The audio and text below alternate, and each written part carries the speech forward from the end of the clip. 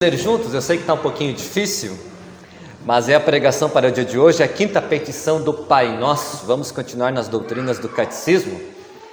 E diz assim, juntos: e perdoa-nos as nossas dívidas, assim como nós também perdoamos aos nossos devedores. O que significa isso? Suplicamos nesta petição que o Pai Celeste não observe os nossos pecados, nem por causa deles recuse as nossas preces, pois somos indignos de todas as coisas que pedimos, nem as merecemos, mas que Ele as conceda a nós por graça, porque pecamos muito diariamente e nada merecemos senão castigo. Da mesma forma queremos nós perdoar de coração e de boa vontade fazer ao bem aos que pecam contra nós. Que Deus abençoe a pregação desta doutrina, deste ensino de Jesus. Amém. Podem sentar.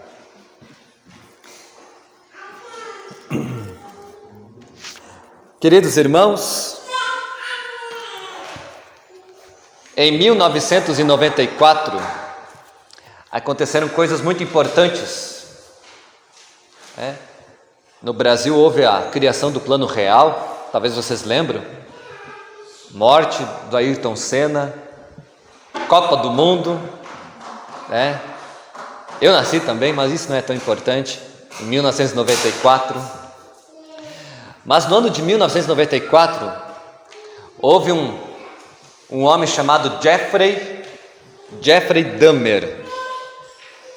O Jeffrey, ele foi morto a pauladas por seu colega de cela na prisão, nos Estados Unidos. Jeffrey Dahmer. Ele foi morto com um cabo de vassoura. E ele estava preso porque ele matou 17 jovens, 17 rapazes. E a família desses jovens, quando ficaram sabendo da morte desse assassino na cadeia, será que eles ficaram alegres ou tristes?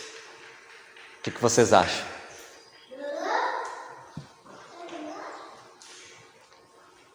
A grande maioria das famílias ficaram tristes. Sabe por quê? Eles pensaram assim: o Jeffrey morreu cedo demais. Deveria ter sofrido mais, deveria ter apodrecido na cadeia e pensado em tudo de ruim que ele fez na sua vida. O assassino morreu cedo demais. E claro que eu conto essa história para colocar vocês na história, vocês já me conhecem. E aí a pergunta que eu faria seria a seguinte: qual seria a sua reação? Você ficaria feliz ou triste com a morte do assassino que lhe causou muito mal? Mas não é isso que hoje eu vou perguntar. Porque a explicação do Pai Nosso não coloca você num poder de perdoar ou não perdoar alguém. Na oração do Pai Nosso, Jesus te coloca como o assassino, o verdadeiro assassino. O assassino que precisa de perdão de Cristo, que precisa do perdão da família, o assassino que precisa se perdoar também. Suplicamos nesta petição que o Pai Celeste não observe nossos pecados, nem por causa dele recuse nossas preces, pois somos indignos de todas as coisas. E mais lá no final, porque pecamos muito diariamente e nada merecemos senão castigo. Não merecemos nada além de castigo. Então veja bem, antes de pensar se eu vou perdoar alguém ou não perdoar, se eu vou perdoar o meu irmão, a minha irmã, antes de pensar assim, será que eu vou perdoar o meu pai, o meu filho, o meu patrão, o meu empregado, a minha esposa, o meu marido, antes de pensar assim, se vou perdoar ou não vou perdoar, Deus nos coloca um espelho. Olhe para você e olhe se você não é um endividado. Olhe para você se você não tem dívidas na sua vida. Olhe para o seu nome e vê se ele se não é um nome sujo também, cheio de sangue, cheio de pecados, que nem os menininhos ali das crianças, Olhe para você mesmo E aí, quando eu olhar para o espelho da lei de Deus, eu vou ter a certeza, eu sou um endividado. O rei Davi escreveu: o pecado está sempre diante de mim. Para onde eu vou, as minhas dívidas vão junto. E Deus enxerga muito bem aquilo que nós olhamos, aquilo que nós ouvimos, aquilo que nós fazemos, aquilo que nós pensamos. Aí Deus enxerga nossas dívidas. O mundo lá fora vai dizer assim: ah, mas ninguém é perfeito, pastor. Até Jesus veio para esse mundo e ele que era perfeito, o pessoal não gostou dele. Então todo mundo tem seus defeitos, seus problemas, suas dificuldades, e é verdade, mas quando nós falamos isto, muitas vezes nós falamos isto como se fosse assim para diminuir a nossa dívida, Não, ninguém é perfeito, eu quero diminuir a minha dívida, como se Jesus não tivesse amor e misericórdia suficiente para pagar uma grande dívida. Eu falo isso como se fosse: eu não sou tão ruim assim, todo mundo tem seus problemas. Como se Jesus não tivesse amor suficiente, graça suficiente para nos perdoar. Quando Jesus é pregado na cruz, a nossa dívida está lá sendo pregada, sendo paga. Na cruz, Jesus está rasgando as nossas dívidas. A sua dívida não existe mais. Não existe mais. E como diz o apóstolo Paulo, onde abundou o pecado, ou seja, onde o pecado era grande, a graça de Deus era maior ainda. A graça de Deus cobriu e cobre multidões de pecados, de tal modo que até o Judas poderia ter ido para os céus. Pedro foi para os céus e ele é igualzinho a Judas. E você também pode ir para os céus. E o Jeffrey, o assassino lá, americano, é muito provável que nós vamos encontrá-lo nos céus. Sabem por quê? Ele matou 17 jovens, a maioria na escola. Ele matou os 17, foi para a cadeia. Na cadeia ele foi batizado. Um pastor estava com ele constantemente, e assim é muito provável que ele morreu na fé. Assassino de 17 jovens. Mas pastor, eu não quero encontrar assassinos nos céus, eu não quero ver nenhum ladrão nos céus, nenhum assassino nos céus. Então você talvez não pode ir para lá, porque Jesus levou o Jeffrey para os céus. Jesus levou aqueles que lhe mataram para os céus. Jesus levou e leva o rei Davi, que era um grande assassino, para os céus. Jesus leva um filho pródigo, um filho perdido, que saiu de casa, que matou seu pai de tristeza. Jesus leva ele para os céus. Mas tem gente que Jesus não vai levar para os céus. E quem são essas pessoas que Jesus não irá levar para os céus? Pois bem, Jesus ensina no Pai Nosso.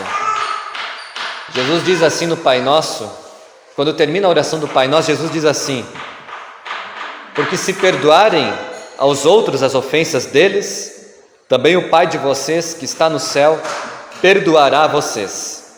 Se porém não perdoarem aos outros as ofensas deles, também o Pai de vocês não perdoará as ofensas de vocês. Ou seja, tem gente que não irá para os céus. Quem são essas pessoas? Os que não perdoam. Aqueles que não perdoam não serão levados aos céus. E sabe o que é interessante? Jesus ensinou o Pai Nosso e ali estava Pedro. E ainda Jesus reforçou: se não perdoarem aos outros, também o Pai não irá perdoar vocês. Aí logo depois, Mateus capítulo 18, o que Pedro faz? Senhor, até quantas vezes o meu irmão pecará contra mim e eu devo perdoá-lo? 7 vezes, Jesus. Ele dá uma tentativa de resposta. Aí Jesus diz: eu não digo 7 vezes, mas 70 vezes 7. Ou seja, Pedro, não conte. Não é para ficar contando quantas vezes eu vou precisar perdoar alguém na minha vida. Esqueça, porque eu faço isso com você. Jesus faz isso a cada culto. Jesus esquece pecados. Alguém já pensou nisso? Que interessante que é. Que bonito que é. Deus esquece pecados. Eu sou muito esquecido. Eu esqueço todas as coisas, perco as coisas e tudo mais. Mas os meus pecados eu tenho dificuldade para esquecer. Deus não.